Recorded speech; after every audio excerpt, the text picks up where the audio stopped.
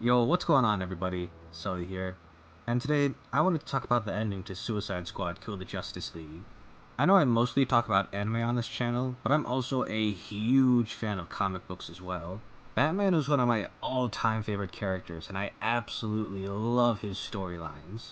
The Nightfall trilogy is actually one of my all-time favorite stories.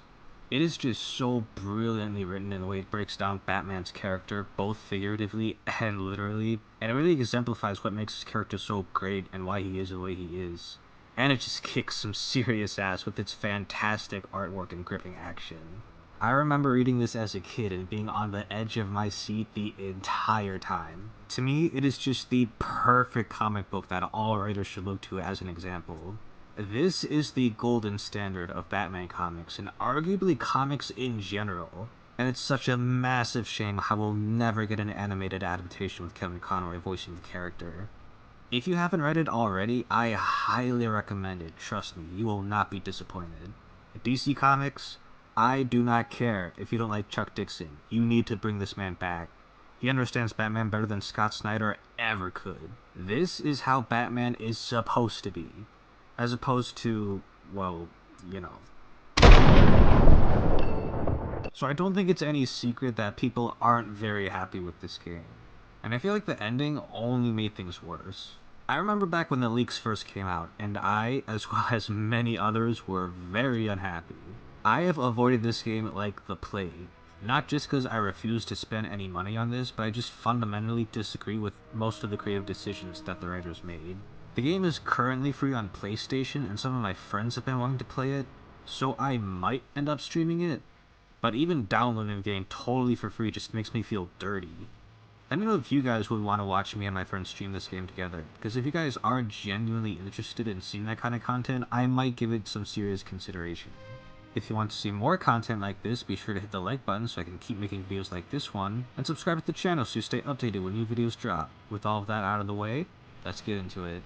So Suicide Squad Kill the Justice League is finally over, and that really shouldn't come as a surprise to anybody. What's even more surprising is how this game managed to last as long as it did. The sales for the game were less than stellar, and the player base has been dwindling every single day since its release. The story seemed to imply that the developers intended for this game to last 13 seasons. Whether or not that's actually true, I can't confirm, but given the fact that there were 13 Brainiacs, that does seem to make sense. But regardless, it only managed to last a very short-lived 4 seasons. Yikes. This game only just came out last year, and Warner Brothers already lost so much money on this game that they not only had to end it early, but on top of that, end it with a PowerPoint presentation. So why do people hate this game so much? Well, I think it should be abundantly obvious to anybody that the main issue with this game is the story. I remember back when the game's first trailer came out, and while there were people that were genuinely excited for the game, I was sitting there utterly confused as to how this could have possibly been taking place in the same universe as the Arkham games. Not only was there a total and complete tonal shift, but on top of that, the very idea just seemed like a very strange concept to me. At first I brushed it off as false rumors, but no, it was real.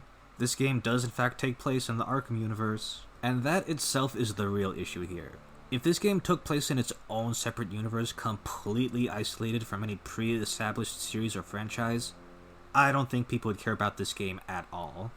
But because it's an official entry and part of the Arkham games canon, it feels like it's just sullied the legacy of those games, and it's destroyed any hopes of any future installments. I already saw the writing on the wall when I saw the trailer, but people weren't really getting mad until the leaks came out. Like, I don't know why y'all were so surprised. The name of the game is literally Kill the Justice League. What exactly were y'all expecting? Anyway, you should all be familiar with how the story goes. Batman turns evil, kills Robin, and then gets put down like a dog, all while Harley Quinn is cracking annoying jokes the entire time.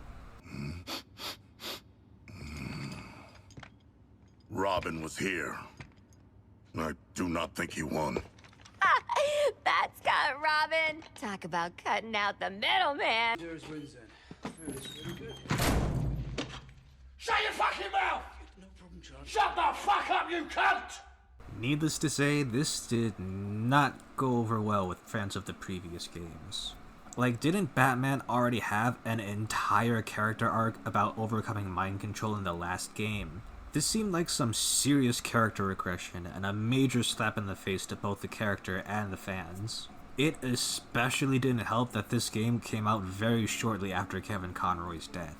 Now, obviously they had no way of knowing he was dying, and he did take on the role willingly, but you can't deny that that's not a good look. The fact that this is his final performance just feels very disrespectful, even if it was unintentional. I just can't help but feel bitter about the fact that this is the final time we will ever hear his iconic voice. Are we done?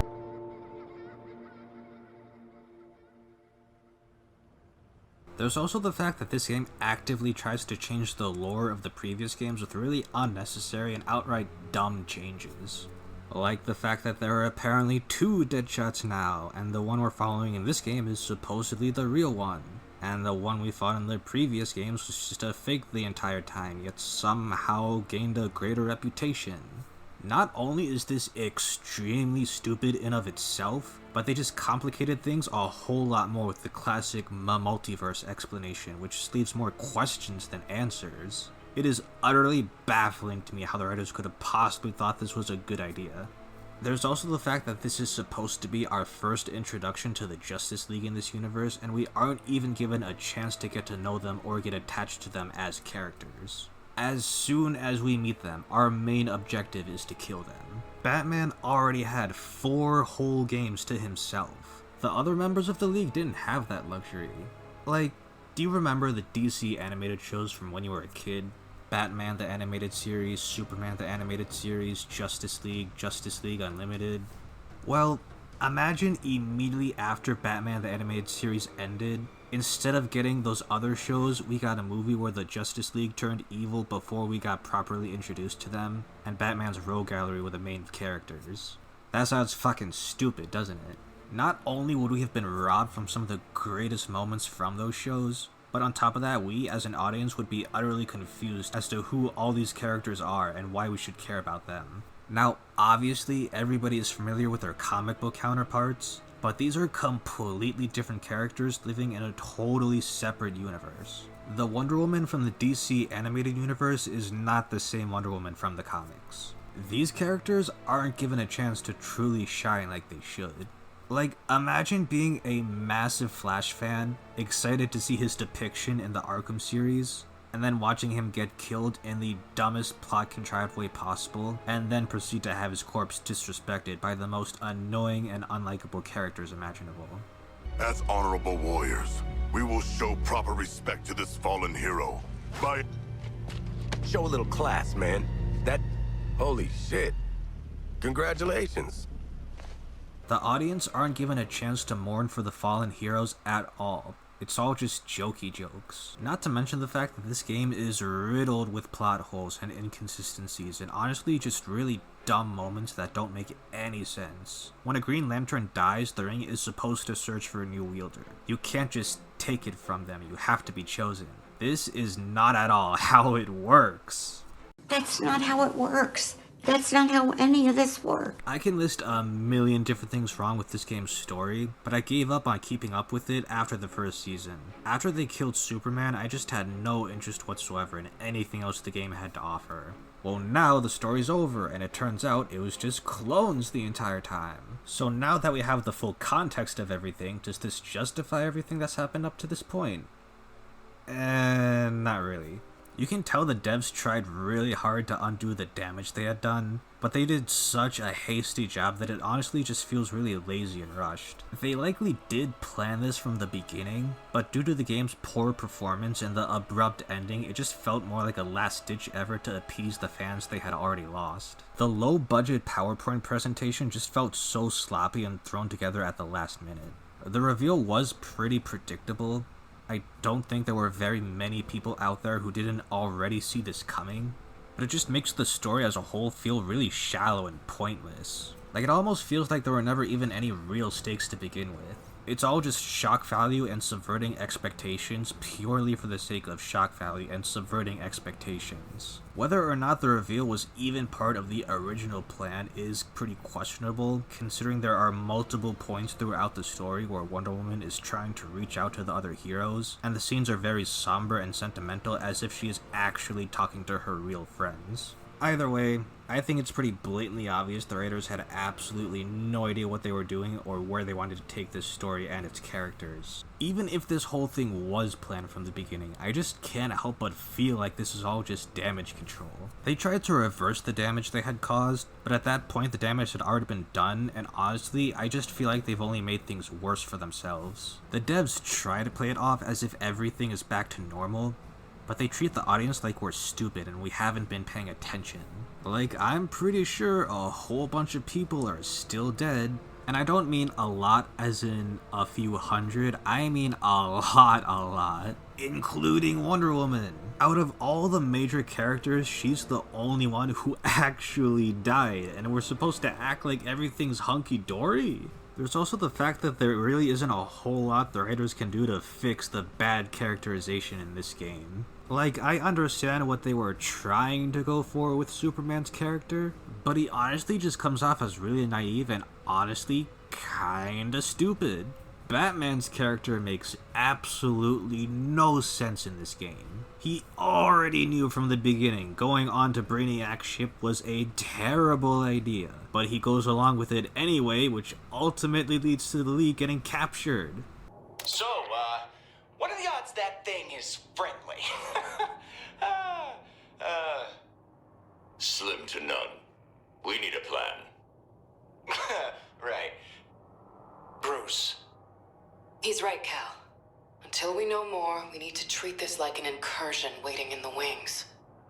I understand your caution, really. But that thing hasn't even fired a warning shot yet. Yet. I'm with Cal on this one. Diplomacy first, lead by example. Isn't that what we do? Okay, we try the warm fuzzies first, then, if things go sideways, we bust out the anti-UFO bat spray. Deal? I don't like it. I know, Bruce. And if I'm honest, neither do I. But we have an example to set. Especially today. This Brainiac wants to open negotiations aboard his ship. It's a trap. Agreed. That much is apparent. I hear you both, but we have to go in good faith. What if I had come to Earth and... Cal, buddy, I mean, let's be real. You didn't show up in a giant skull. I didn't choose how I got here, Flash. Now, I'll admit it's not the most inviting presence, but if we can avoid fighting altogether, we owe it to the people of Metropolis to try. They know the strength of the League, everyone does. Now let's show them our heart, our compassion. Our recklessness. We can't just leave Metropolis undefended. We'll be in the thick of it, Bruce. Talks get nasty, we toss that thing right back into space. We're in this together, gang. The five of us united, there's nothing we can't do. Let's show them our intentions.